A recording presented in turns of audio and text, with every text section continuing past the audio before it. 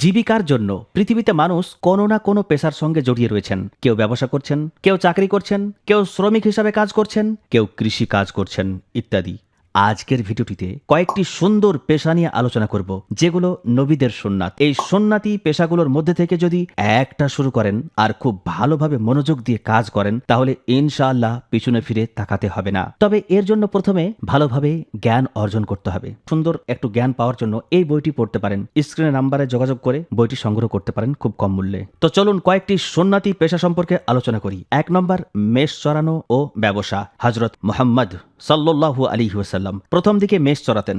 শৈশবকালে হযরত হালিমা রাদিয়াল্লাহু তাআলা আনহার বাড়িতে থাকাকালীন শেষের দিকে দুধ ভাই ও দুধ বোনের সঙ্গে ময়দানে যেতেন মেষ চড়াতে। তারপর মক্কার মাটিতে পশু চড়ানোর মাধ্যমে তিনি জীবিকা অর্জন করেছেন। এরপর তিনি ব্যবসা বাণিজ্যের সঙ্গে যুক্ত হন। প্রথমত চাচা আবু তালিবের সঙ্গে ব্যবসায়ী সফর করেছিলেন। তারপর আম্মাজান খাদিজা রাদিয়াল্লাহু তাআলা আনহার সঙ্গে মোদারিবা সিস্টেমে ব্যবসা করেছিলেন। আমাদের নবীজি পশু চড়ানো এবং ব্যবসা এই দুটো পেশার সঙ্গে যুক্ত ছিলেন। আল্লাহ তাআলা যত নবী পাঠিয়েছেন প্রত্যেকেই ছাগল, দুম্বা ও ভেড়া চড়িয়েছেন।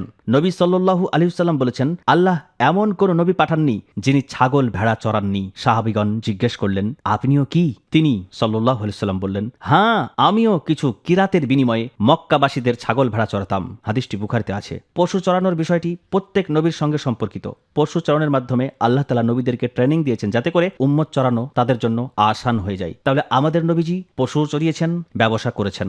তাই ব্যবসা করা, পশু চড়ানো এই দুটোই সুন্নত। 2 নম্বর, লোহকার। হযরত দাউদ আলাইহিস সালাম লোহা দ্বারা বিভিন্ন ব্যবহার্য জিনিসপত্র তৈরি করতেন। বিশেষ করে বর্ম প্রস্তুতকারী হিসাবে অধিক পরিচিত ছিলেন। মহান আল্লাহ তাআলা বলেন, আমি তার জন্য লোহা নরম করে দিয়েছিলাম। সূরা সাবা 10 নম্বর আয়াতের অংশ। অর্থাৎ লোহাকে আগুন দিয়ে গলানো ও হাতুড়ি দিয়ে পেটানো ছাড়াই তা মম অর্থাৎ সানা আটার মতো নরম হয়ে যেত। যেভাবে চাইতেন ঘুরিয়ে ফিরিয়ে ইচ্ছামতো জিনিসপত্র তৈরি করতে পারতেন তিনি। সূরা আম্বিয়া 80 নম্বর আয়াতের মধ্যে উল্লেখ রয়েছে, আল্লাহ তাআলা বলছেন, আমি তাকে বর্ম নির্মাণ শিক্ষা দিয়েছিলাম। যুদ্ধক্ষেত্রে ব্যবহারের জন্য বর্ম তৈরি করতেন তিনি, আর এই কাজের জন্য তিনি বিখ্যাত ছিলেন। পবিত্র কোরআনে স্পষ্ট তথ্য রয়েছে এই সম্পর্কে। আমি অন্য একটি ভিডিওতে আলোচনা করেছি, ডেসক্রিপশনে লিংক দিয়ে দেবো, চাইলে ভিডিওটি দেখতে পারেন। আল্লাহর প্রিয় রাসূল সাল্লাল্লাহু আলাইহি ওয়াসাল্লাম বলেছেন, নিজ হাতে উপার্জিত খাবারের চেয়ে উত্তম কোনো খাবার কেউ কখনো আহার করে না। নবী দাউদ আলাইহিস সালামও নিজ হাতে উপার্জন করে জীবিকা নির্বাহ করতেন। খুব সহজভাবে বলতে গেলে হযরত দাউদ আলাইহিস সালামের ব্যবসা ছিল ম্যানুফ্যাকচারিং অর্থাৎ উৎপাদন শিল্প। তিনি নিজের হাতে লোহার জিনিসপত্র তৈরি করতেন এবং বিক্রি করতেন। তিনি কোনো রাজকীয় ভাতা থেকে জীবন যাপন করতেন না, তিনি নিজে জিনিসপত্র বিক্রি করে জীবন যাপন করতেন। প্রিয় দর্শক মণ্ডলী, বাকি পেশাগুলো আলোচনা করার পূর্বে আপনাদের সুন্দর একটা তথ্য দিই। নিজের সন্তানকে যদি ইসলামী ও আধুনিক শিক্ষায় শিক্ষিত করতে চান, তাহলে ইমাম হোসাইন মডার্ন মিশনে ভর্তি করতে পারেন। এখানে মাত্র 100টি সিট রয়েছে, তাই দ্রুত সিট বুকিং করতে হবে। এখানে পড়লে কি লাভ হবে? এখানে পশ্চিমবঙ্গ স্কুল বোর্ড থেকে ভালো নাম্বার সহ মাধ্যমিক পাস করার সুযোগ রয়েছে। তার পাশাপাশি আলিম হওয়ারও সুযোগ রয়েছে। আর মজার বিষয় হলো, এখানে অতিরিক্তভাবে বিভিন্ন স্কিল শেখানোর পাশাপাশি ইসলামী ফিনান্স, আর্টিফিশিয়াল ইন্টেলিজেন্স অর্থাৎ এআই, কম্পিউটার সহ যুগোপযোগী নানান শিক্ষার ব্যবস্থা রয়েছে। আর বিশেষ করে ইংরেজি স্পোকেনের উপর যথেষ্ট জোর দেওয়া হয়। দিন ও দুনিয়ার জ্ঞান অর্জনের মাধ্যমে আপনার সন্তানের ভবিষ্যৎ উজ্জ্বল করতে তাড়াতাড়ি যোগাযোগ করুন। এখানে পড়লে দিন ও দুনিয়া দুই লাভ করতে পারবে ইনশাল্লাহ। আমি এখানে যুক্ত আছি, তাই দেরি না করে নিচে দেওয়া নাম্বারে যোগাযোগ করে সিট বুকিং করে ফেলুন। ফিরে আসি মূল টপিকে। 3 নম্বর, কাঠ মিস্ত্রি। হযরত জাকারিয়া আলাইহিস সালাম পেশায় একজন কাঠ মিস্ত্রি ছিলেন।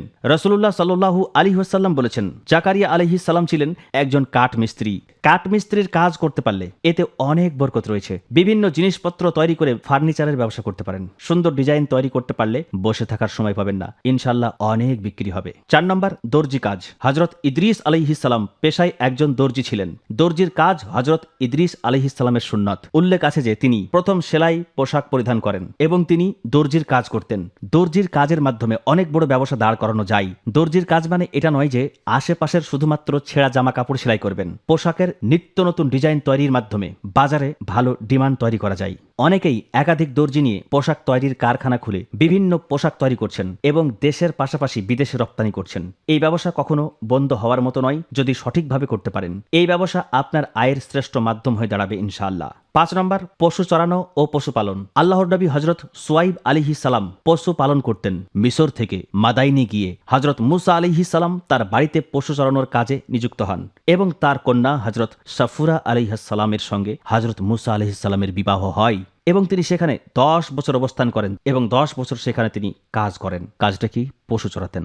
পবিত্র কোরআনে হযরত সোয়াইব আলাইহিস সালাম ও হযরত মুসা আলাইহিস সালামের বিষয়টি উল্লেখ রয়েছে। সূরা কাসাস পড়লে অনেক তথ্য পেয়ে যাবেন। জীবিকা নির্বাহের জন্য এই দুই নবী পশু পালনের সঙ্গে যুক্ত ছিলেন। এছাড়া অসংখ্য নবী এই সুন্দর পেশার সঙ্গে যুক্ত ছিলেন। তাই পশু চরানো বা পশু পালন করা নবীদের সুন্নাত। পশু সম্পর্কে যথেষ্ট জ্ঞান অর্জন করার পর যদি শুরু করতে পারেন তাহলে ভালো লাভবান হবেন।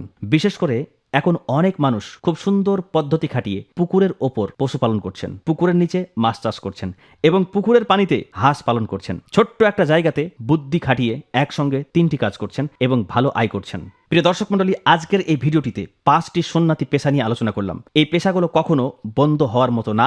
যতদিন পৃথিবী থাকবে এই পেশা চলতে থাকবে। এই পেশাগুলো নিয়ে ভাবতে পারেন। ভিডিওটি শুধুমাত্র শিক্ষার উদ্দেশ্যে বানানো। ব্যবসা শুরু করার পূর্বে অবশ্যই ভালো করে রিসার্চ করে নেবেন।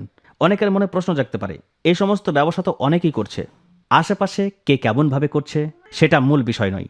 আপনি কেমনভাবে সেটা এগিয়ে নিয়ে যাবেন সেটা হলো মূল কথা। কারো থেকে নকল করে কোনো লাভ হবে না। আপনাকে ভিন্নভাবে ট্রাই করতে হবে, ব্র্যান্ড ভ্যালু তৈরি করতে হবে। আশেপাশে যে যাই করুক আপনি বসে থাকার সময় পাবেন না। খুব সুন্দরভাবে হালাল পথে জীবিকা অর্জন করতে পারবেন ইনশাআল্লাহ। আমাদের মধ্যে একটা চিন্তা আছে, সবাই তো করছে, এই করছে, সেই করছে, কে কি করলো এই দিকে তাকিয়ে লাভ নাই। আপনি কি পারবেন সেটা চেষ্টা করুন। যদি এখন কোনো কাজের সঙ্গে যুক্ত থাকেন সেটাকে আরও ভালোভাবে করুন। আর যদি যুক্ত না থাকেন, এখনও বসে সময় নষ্ট করেন, তাহলে বলবো এর মধ্যে থেকে একটি বেছে নিয়ে করতে পারেন। অথবা এই চ্যানেলে অনেক ব্যবসার আইডিয়া আমি দিয়েছি, ভিডিওগুলো দেখতে পারেন। ব্যবসা সম্পর্কে যথেষ্ট নলেজ পেয়ে যাবেন। আশা করছি ভিডিওটি ভালো লেগেছে। ভিডিওটি ভালো লাগলে লাইক করবেন, কমেন্ট করবেন আর অবশ্যই কমেন্টে মতামত জানাবেন। আর ইসলামী ফিনান্স সম্পর্কে বা ব্যবসা সম্পর্কে যদি কোনো রকমের তথ্য জানার প্রয়োজন হয় বা কোনো বিষয়ে ভিডিওর প্রয়োজন হয় তাহলে কমেন্ট করবেন। যদি মনে হয় এটা বানালে মানুষ উপকৃত হবে তাহলে অবশ্যই আমি বানানোর চেষ্টা করব ইনশাআল্লাহ। তো আজ আর কথা বলছি না, কথা হবে পরবর্তী অন্য একটি ভিডিওতে। সকলে ভালো থাকবেন, সুস্থ থাকবেন, আমার জন্য দোয়া করবেন। আল্লাহ হাফিজ। আসসালামু আলাইকুম।